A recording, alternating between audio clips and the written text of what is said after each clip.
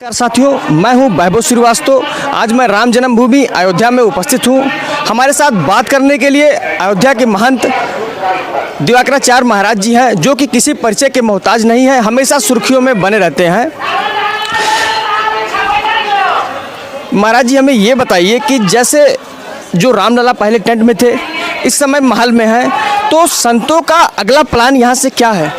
देखिए, सबसे पहले तो ये हमारा सौभाग्य है कि हमारे जीवन काल में जो हमारे महापुरुषों ने अपनी सर्वोच्च बलिदानी देकर अपने प्राणों को आहूत करके परमात्मा में विलीन करके और एक तपस्या किया था, उस तपस्या के वशीभूत हो प्रबल प्रेम के पाले पड़कर प्रभु को नियम बदलते देखा। निज का मान टले टल जाए, जन का मान न टलते देखा। जो भगवान का 10वां अवतार कलिक रूप में होना था, उससे पहले भगवान का दोबारा श्री राम के रूप में ही अवतार होना, यह निश्चित ही हिंदू आस्था और तपस्या का प्रबल प्रमाण है। और इसीलिए भगवान श्री रामलला भव्य राम मंदिर में राजमहल में विराजमान हुए हैं।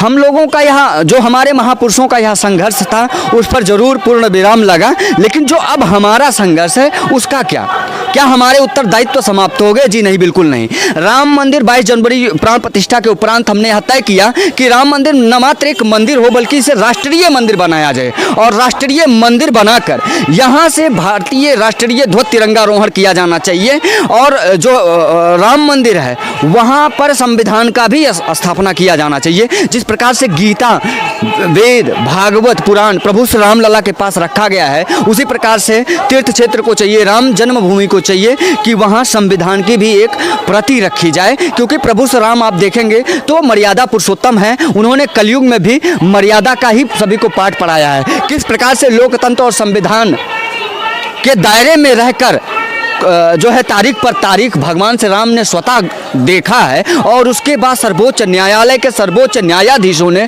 जो जगत नियंता हैं और जगत को न्याय देने वाले हैं, ऐसे मर्यादा पुरुषोत्तम प्रभु श्री राम को भी न्याय दिया है न्यायाधीशों ने।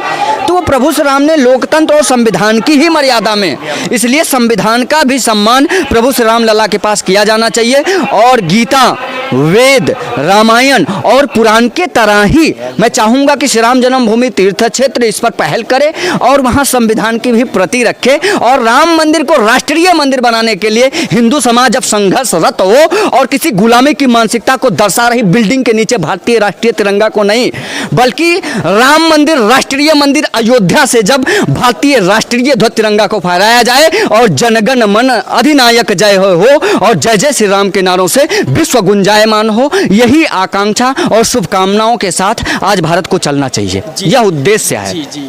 जैसे महान जी, हमने सुना है कि इस समय संतों के मुख से हमने सुना है कि 144 वर्ष बाद महाकुंभ का ऐसा संगम संयोग बना है, तो ऐसा पहले क्यों नहीं, ऐसा इस बार क्यों? इस बार बाद में क्या कहना चाहेंगे आप? देखिए, माघ मकर गति जब रवि होई, तीर्थपति ही आव सब कोई। माघ मास में भगवान सूर्य जब मकर राशि में प्रवेश करते हैं तो तीर्थराज प्रयाग में प्रत्येक वर्ष हर हिंदू जाता है। यह सौभाग्य का बात है कि जो 12 वर्ष बाद एक पूर्ण कुंभ लगता है और 12 कुंभ बाद एक महापूर्ण कुंभ लगता है। और ये सिर्फ तीर्थराज प्रयाग की ही पावन पुण्य धरती पर लगता है। और इसका सौभाग्य जीवन काल में, अपने जीवन काल में, कि राम मंदिर का बनना देख पाना, काशी विश्वनाथ का निखरना और सवरना कॉरिडोर का बनना देख पाना, वहीं बहुत जल्दी मथुरा का भी हमारे जीवन काल में हम देख पाएंगे कि कैसे राम जन्मभूमि बन पाएगा। और उसके मध्य में ही जब 22 जनवरी 2024 प्रभु श्री रामलला का मंदिर उद्घाटन भारतीय राष्ट्रीय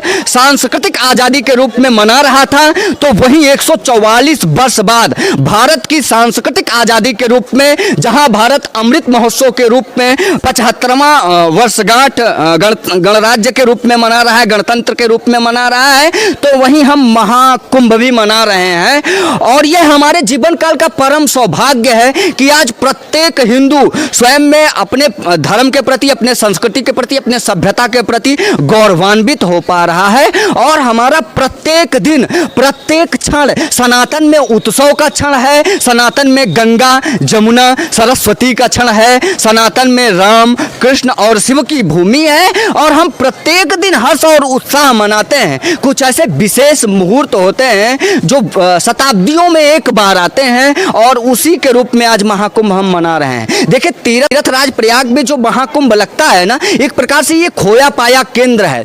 कुछ तो हमें वहाँ खोकर आना है और कुछ पाकर आना है। अपने ईर्ष्या द्वेष, अपने छुआछूत भेदभाव, इसको हमें वहाँ खो देना है तीर्थराज प्रयाग में, और एक संगम को साथ में लेकर आना है। कैसे हम, कोई जातियाँ मलिन नहीं होती हैं, कोई जातियाँ कुलीन नहीं होती हैं साहब। अगर जातियाँ कुलीन होती तो रावण नहीं बल्कि वाल्मीकि को लोग, वाल्मीकि का पुतला फूंकते, रावण का नहीं बल्कि रैदास का पुतला फूंकते।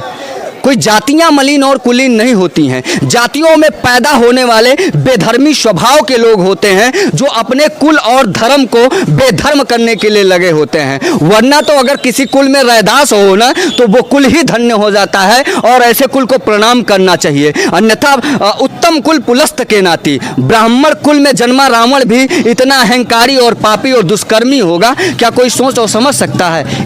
इसलिए इन जातियों के भेदभाव से ऊपर उठ के आज अपने धर्म और संस्कृति के लिए कार्य करना है। और महाकुंभ का एक और मतलब होता है, कुंभ में आज भी मंथन होता है। जो साधु संत क्षेत्र गांव समाज हर वर्ग से निकलकर और वहां 12 वर्ष बाद प्रयाग में मिलते हैं, वो एक मंथन करते हैं कि कैसे सामाजिक मुद्दों को, धार्मिक मुद्दों को, आध्यात्मिक मुद्दों को, सांस्कृतिक मुद्दों को सरल तरीके से समाज में प्रस्तुत कराया जाए और उनको सुलभता से धर्म की प्राप्ति हो पाए। इसके उद्देश्य से आज भी वहां मंथन किया जाता है। तो मैं ये चाहता हूं कि आज जो भी तीर्थराज प्रयाग में जा रहे हैं, इस छल कपट ईर्ष्या द्वेष भेदभाव से ऊपर उठकर कार्य करें। और शायद यही हमारे जो है पर्वों का मतलब, वास्तविक मतलब भी है। धर्म का तभी वास्तविक स्वरूप धरती पर दिखेगा जब हम उसको अपना कर, क्योंकि धारियेत इति धर्म, जो धारण करने सुयोग्य है वही धर्म है। उन धर्मों को धारण करके अपने गांव में जब जाएंगे तो शायद हमें पूर्ण फल प्राप्त होगा गंगा जमुना और सरस्वती के संगम का स्नान का। जी जी। अच्छा महाराज जी, ये बताइए हमने कि जैसे अयोध्या ट्रस्ट में जो पैसा या चंदा एकत्रित हुआ है उसका उपयोग कब और कहाँ होगा? हाँ, ये बहुत अच्छी बात है। और चूंकि मैं बहुत दिन से यह मांग भी करना चाहता था कि हमारे जितने भी बड़े बड़े तीर्थ क्षेत्र हैं, मंदिरें हैं, मठ मंदिरें हैं, सर्वप्रथम तो सरकार को इन्हें मुक्त करना चाहिए और स्वतंत्र रूप से कार्य करने के लिए उन्हें पूर्ण रूप से आज़ादी दी जानी चाहिए। धार्मिक स्वतंत्रता जो है, कम से कम मूल भावनाओं का कद्र अब सरकार को करना चाहिए। क्योंकि आप जब देखेंगे तो 76-77 वर्ष हो गए भारत को आज़ाद हुए, आज भी हम धार्मिक और सांस्कृतिक रूप से अपने आप को आज़ाद नहीं पाते हैं। आज भी कैसे कुछ ऐसी कुरीतियां, कुछ ऐसे हमारे मन मस्तिष्क में मलिनियां भरे हैं कि हमारे सनातन धर्म को निरंतर अपमानित करने के लिए कार्य किया जा रहा है। रही बात मठ मंदिरों के पैसों का क्या हो रहा है, तो ये बहुत बड़ा सवाल है और ये पूछा जाना चाहिए हर एक मठ मंदिर से।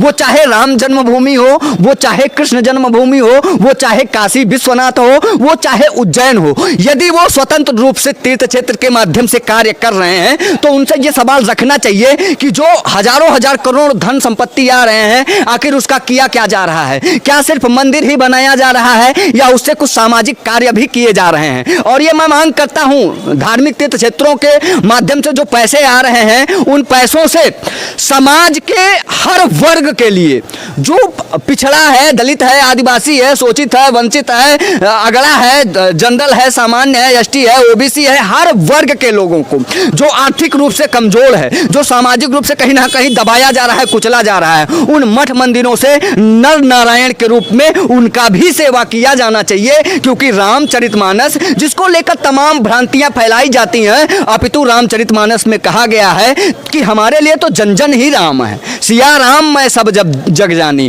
तो मात्र एक मूर्ति का पूजा कर लेने से निश्चित ही कभी भी आत्म कल्याण नहीं होता है और धार्मिक जो स्वाभाविक हमारा उद्देश्य होता है वह भी नहीं पूरा होता है। इसलिए मंदिरों से आज सबसे बड़ा सेवा किया जाना चाहिए तो धार्मिक आरक्षण कार्ड दिया जाना चाहिए। जिस प्रकार से सरकार आरक्षण कार्ड देती है, जिस प्रकार से संविधान आरक्षण कार्ड देता है, उसी प्रकार से मठ मंदिरों के पैसे से हर वर्ग के जो भी शोषित वंचित सताए हुए लोग हैं, उनको चाहे 1000 ही रुपए, चाहे 2000 10,000 रुपये। लेकिन मठ मंदिरों को एक दायरा तय करना चाहिए कि हमारा 10 जिला होगा और इस 10 जिले में जो भी लोग पीड़ित प्रताड़ित होंगे उनको हम सीधे सहयोग पहुंचाएंगे, तो शायद मठ मंदिरों का एक नया उद्देश्य स्थापित होगा और विश्व में सनातन का जय जयकार होगा। मठ मंदिरों से ये उद्देश्य जाने चाहिए, वो चाहे राम जन्मभूमि हो, मैं पुनः भी कहूँगा, वो चाहे राम जन्मभूमि का कोई बहुत बड़ा मंदिर हो, कृष्ण जन्मभूमि हो, काशी विश्वनाथ हो, अन्य हमारे कोई भी मठ मंदिरें हो, उनको सरकार को स्वतंत्र किया जाना चाहिए। साथ ही जो भी धार्मिक मंदिरों से जुड़े, तीर्थ क्षेत्रों से जुड़े हुए लोग हैं, उनको इन विषयों पर पहल किया जाना चाहिए। ये बहुत बड़ा विषय है और जब तक आप नहीं पहल करेंगे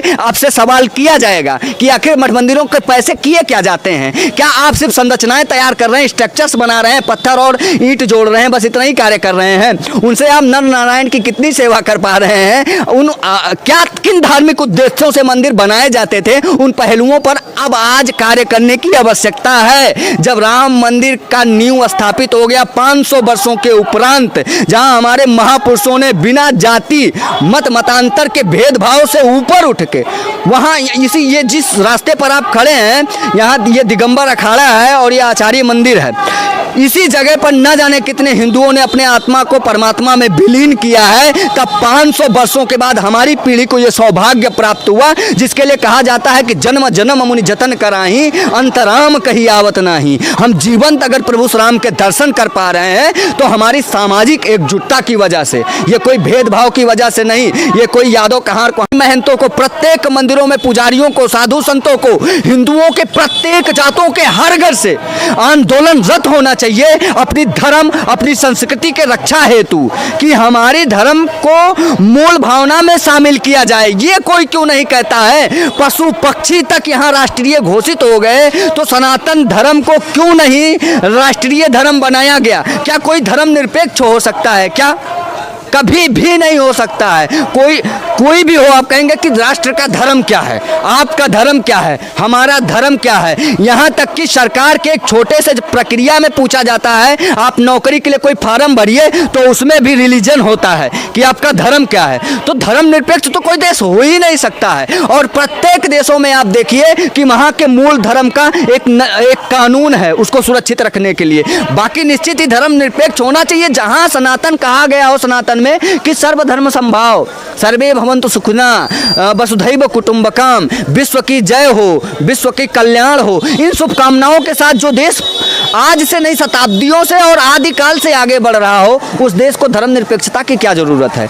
भाई हम सहिष्णु हैं, हम हिंसक थोड़ी ना हैं, हम अहिंसक हैं, हिंसक थोड़ी ना है। हम तो आत्मरक्षा के लिए, राष्ट्र रक्षा के लिए, कभी भी धर्म रक्षा के लिए, संस्कृति की रक्षा के लिए, अध्यात्म की रक्षा के लिए हमने शस्त्र उठाए हैं, वरना तो हम जो है शास्त्रों में ज़्यादा विश्वास रखते हैं। जी महाराज जी। अच्छा महाराज जी, आप अपने इच्छा से सनातनियों को हमारे साधुवाद, जय श्री राम जी। आप कुछ कहना चाहते हैं? जी बताइए क्या। अरे कुछ भी कानून भी यहाँ पर अब पहले की कानून लगाया जाएगा, वो कानून से नहीं चलेगा। जब तक संख्या नियंत्रण नहीं होगा फिर मुसलमानी राष्ट्र हो जाएगा। जहाँ से मंदिर निकल रहा है वो सारे हिंदू थे, काट करके उसको मुसलमान बना दिया, उसको भी बना, वो सबको सारे को वहाँ का, अब जहाँ जहाँ मंदिर निकल रहा है मस्जिदों को, उन सभी मुसलमानों को भी हिंदू बनाया जाए। और जो पहले का ब्रिटिश बना करके हमारे रेल को गया है, उसी रेल पर बैठेगा, कांग्रेस बैठाता था। हम स्वयं बनवाएंगे, नरेंद्र मोदी और जोगी बनवा रहे हैं बुलेट, और उस पर चलेगा हमारी गाड़ी, हमारा मिसाइल, हमारा एक सारी दुनिया में फैलेगा। ऐसे कि संख्या नियंत्रण अगर नहीं हुआ तो फिर ये मुस्लिम का राष्ट्र होगा। संख्या नियंत्रण बहुत जरूरी है, उसकी संख्या, उसकी वोट, प्रधानमंत्री फिर वो बन जाएगा। जी जी, बहुत बहुत धन्यवाद, बहुत बहुत धन्यवाद आपका।